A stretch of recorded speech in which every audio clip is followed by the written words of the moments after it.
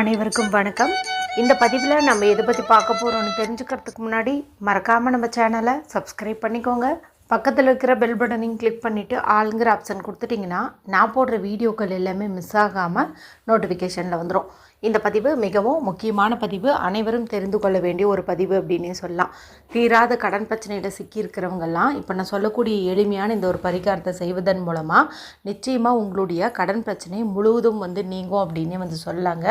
அதுவும் குறிப்பிட்டு நான் சொல்லக்கூடிய ஒரு நேரத்தில் இந்த ஒரு பரிகாரத்தை நீங்கள் செஞ்சீங்க அப்படின்னா முழுமையான பலன் உங்களுக்கு கிடைக்கும். இன்றைக்கி நமக்கு நாளானது ரொம்ப ரொம்ப அற்புதமாக அமைஞ்சிருக்குது. இந்த நாளை சரியாக பயன்படுத்திக்கிட்டு நீங்கள் நான் சொல்லக்கூடிய பரிகாரங்களில் 1-2 செஞ்சீங்க அப்படின்னாவே போதும், அனைத்து விதமான துன்பங்களும் தவிடுபொடி ஆகும் அப்படின்னே சொல்லலாம். இன்றைக்கி ஏப்ரல் மாதத்தின் 6ஆம் தேதி, பங்குனி மாதத்தின் 23ஆம் தேதி, நிறைஞ்ச திங்கட்கிழமை சிவபெருமான் மற்றும் சந்திர பகவான் வழிபாட்டுக்கு ஏற்ற ஒரு நாள் அப்படின்னு சொல்லலாம். இந்த நாளை மேலும் விசேஷம் சேர்க்கும் விதமாக இன்றைக்கி பார்த்திங்கன்னா நமக்கு பங்குனி மாதத்திற்குண்டான தேய்பிறை பஞ்சமி திதியானது இருக்குது. இந்த தேய்பிறை பஞ்சமி நம்மளுடைய கஷ்டங்கள், கடன்கள், கவலைகள் எல்லாத்தையுமே நீக்கக்கூடிய அற்புதமான நாள்னு சொல்லலாம். இந்த திதியானது இன்று மதியம் 1:49 தொடங்குது.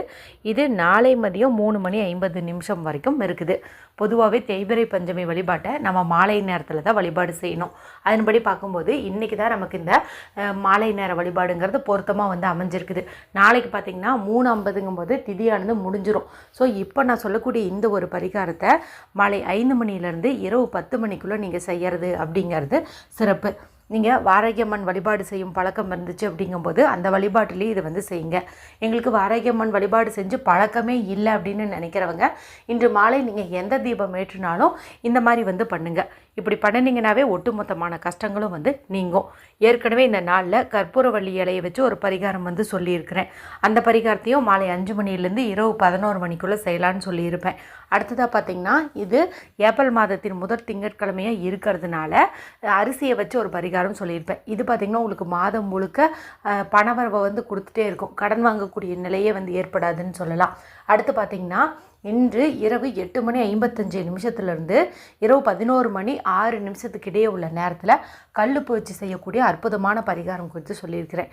இது வரைக்கும் நீங்கள் கடன் தீர்வதற்கு எத்தனையோ பரிகாரம் செஞ்சு உங்களுக்கு பலன் கிடைக்கலினாலும் இந்த ஒரு பரிகாரத்தை செஞ்சிங்கனாவே கோடி கடனும் மிச்சமில்லாமல் அடையுன்னே சொல்லலாம். ஏன்னா இந்த மாதிரி ஒரு நாள் மற்றும் சேர்க்கை அமையறதே கஷ்டம்.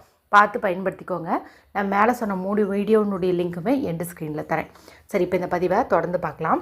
இன்றைக்கி நான் முன்னாடியே சொன்ன மாதிரி நீங்கள் வாராகியம்மன் வழிபாடு செய்கிற மாதிரி இருந்தால் கண்டிப்பாக மாலை நேரத்தில் 5 முகம் கொண்ட அகல் விளக்கு ஏற்றுவீங்க, இல்லைனா 5 தனித்தனி அகல் விளக்கு ஏற்றுவீங்க. இப்படி ஏற்றக்கூடிய விளக்கில் நான் சொல்ல பொருளை போட்டாலும் சரி, இல்லை நாங்கள் வாராகியம்மன் வழிபாடெல்லாம் செஞ்சு பழக்கம் இல்லை, ஆனால் தினமுமே சாயந்தர நேரத்தில் விளக்கேற்றி வச்சு தான் கும்பிடுவோம் அப்படிங்கிற மாதிரி இருந்தாலும் சரி, எந்த மாதிரி விளக்கேற்றினாலும் சரி இப்போ நான் சொல்கிறது செய்யுங்க. இது பூஜை அறையில் செய்ய வேண்டிய விஷயம் அப்படிங்கிறதுனால சுத்தமாக இருக்கக்கூடிய பெண்கள் மட்டும்தான் செய்யணும். பீரியட்ஸ் டைமில் செய்யக்கூடாது, அசைவம் சாப்பிட்டுருந்தாலும் செய்யக்கூடாது. நீங்கள்லாம் அந்த கல்லுப்பு பரிகாரம் 2 மணிக்கு வீடியோவில் போட்டிருந்தேன், அதை செஞ்சுக்கோங்க. சுத்தமாக இருக்கிறவங்க, அசைவம் சாப்பிடாதவங்க மட்டும் இந்த ஒரு பரிகாரத்தை செய்யுங்க. 2யுமே செய்யலாமா அப்படின்னு கேட்டால் தாராளமாக செய்யலாம், எந்த தவறுமே கிடையாது. 2மே ரொம்ப எளிமையாக தான் இருக்கும், அற்புதமான பலனை உங்களுக்கு கொடுக்கும். நான் சொல்லியிருந்தேன் பாருங்கள், 8:55 11:06 இதில் நீங்கள் இந்த கல்லுப்பு பரிகாரத்தை செஞ்சுட்டு இந்த ஒரு பரிகாரத்தை இப்போ நான் சொல்ல போகிறத மாலை 5 மணிலேருந்து இரவு 10 மணிக்குள்ளே செய்கிறது அப்படிங்கிறது கூட நீங்கள் பண்ணிக்கலாம். சரிங்களா? சரி, என்ன பண்ணணும் அப்படின்னு தெரிஞ்சுக்கலாம். இதுக்கு நமக்கு தேவையானது அப்படின்னு பார்த்திங்கன்னா எண்ணி 5 கருமிளகு எடுத்துக்கோங்க. இந்த மிளகுக்கு விஷத்தை முறிக்கக்கூடிய தன்மை உண்டு. கஷ்டங்கள், கடன்கள், கவலைகள் எல்லாத்தையுமே போக்கக்கூடிய தன்மை உண்டு. இன்றைக்கி பார்த்திங்கன்னா நமக்கு பஞ்சமி திதியாக இருக்குது. இது அமாவாசை மற்றும் பௌர்ணமி முடிந்து வரக்கூடிய 5வது திதி. அது மட்டும் இல்லாமல் வாராகியம்மன் வழிபாட்டுக்குரிய நாள்னு சொல்லியாச்சு. வாராகியம்மன்கிறவங்க சப்த கன்னியர்களில் 5வதாக இருக்கக்கூடியவங்க. மேலும் இன்றைக்கி தமிழ் தேதி பாருங்கள் 23, இதனுடைய கூட்டுத்தொகை நமக்கு 5. அதனால தான் நம்ம இந்த 5 மிளகு அப்படிங்கிறத எடுத்துக்கிறோம். சமையலறையில் பயன்படுத்தி இருக்கிறதே நீங்கள் எடுத்துக்கலாம். இப்போ நீங்கள் ஏற்றி வைக்கக்கூடிய தீபம் எதுவாக இருந்தாலும் சரி, இப்போ இதில் நீங்கள் நல்லெண்ணெய் ஊற்றியே ஏற்றுங்க, நெய் ஊற்ற தேவையில்லை. சரிங்களா? நல்லெண்ணெயை ஊற்றிக்கோங்க. ஊற்றிட்டு இப்போது உங்களுடைய இடது கையில் இந்த 5 மிளகையும் வச்சுக்கோங்க.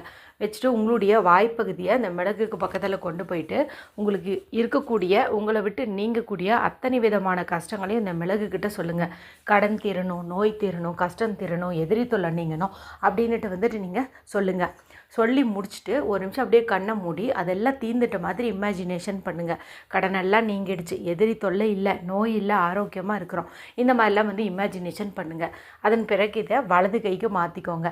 மாற்றிட்டு இப்போ நீங்கள் விளக்கேற்றி வச்சுருக்கிறீங்க இல்லையா, நல்லெண்ணெய் ஊற்றி அதுக்குள்ளார வந்துட்டு இந்த 5 மிளகையும் வந்து போட்டுருங்க. இப்போ இந்த தீபச்சுடரை பார்த்து நீங்கள் வாராகியம்மன் வழிபாடு செய்கிற மாதிரி இருந்தால் அவங்களே நினச்சி வேண்டிக்கோங்க. இல்லைன்னா இன்றைக்கி சிவபெருமான் வழிபாட்டுக்குரிய திங்கட்கிழமை நாளாக இருக்கிறதுனால அவரை நீங்கள் வழிபாடு செஞ்சுக்கலாம். இல்லைன்னா மன நிம்மதியை கொடுங்க, சந்தோஷத்தை கொடுங்க அப்படின்னு சொல்லிட்டு சந்திர பகவானை வழிபாடு செஞ்சுக்கலாம். இந்த மாதிரி வந்து பண்ணிக்கோங்க.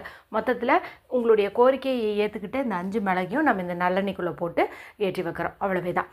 இப்போ இந்த தீபம் வந்து நீங்களாக பார்த்து குளிர் வச்சாலும் சரி, இல்லை தானாக மலையேறினாலும் சரி, இதை அப்படியே வந்து விட்டுங்க.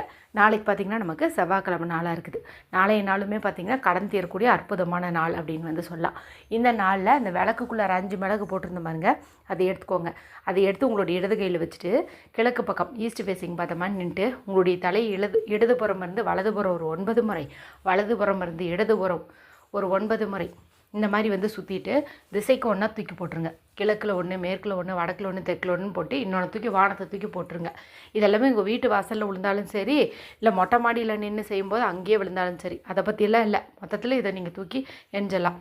இல்லைங்க அந்த மாதிரி பண்ண முடியாது, ரொம்ப சிரமம் அப்படின்னு நினச்சிங்கன்னா இந்த எண்ணெயில் இருக்கக்கூடிய 5 மிளகையுமே இன்னொரு மண்ணகலில் போட்டு கற்பூரத்தை வச்சு ஏற்றி வச்சுருங்க. அது பார்த்திங்கன்னா எண்ணெயிலே ஊறினதுனால சீக்கிரமாகவே எரிய ஆரம்பிச்சிடும், வெடிக்கவும் ஆரம்பிச்சிடும். இந்த மாதிரி கூட வந்து பண்ணிக்கோங்க. ஒன்றா எரிச்சிடுங்க, இல்லைன்னா எரிஞ்சிடுங்க. இந்த மாதிரி வந்து பண்ணிவிடுங்க. ஆனால் இன்றைக்கி எண்ணெய்க்குள்ளே வந்து இந்த 5 மிளகையும் போடுங்க. இது மட்டும் பண்ணிங்க அப்படின்னாவே போதும். அனைவரும் செஞ்சு பலனடையுங்க. வீடியோ பிடிச்சிருந்தால் மற்றவங்களோடையும் ஷேர் பண்ணுங்கள், லைக் பண்ணுங்கள். மற்றும் ஒரு பயனுள்ள பதிவில் உங்களை சந்திக்கிறேன். நன்றி, வணக்கம்.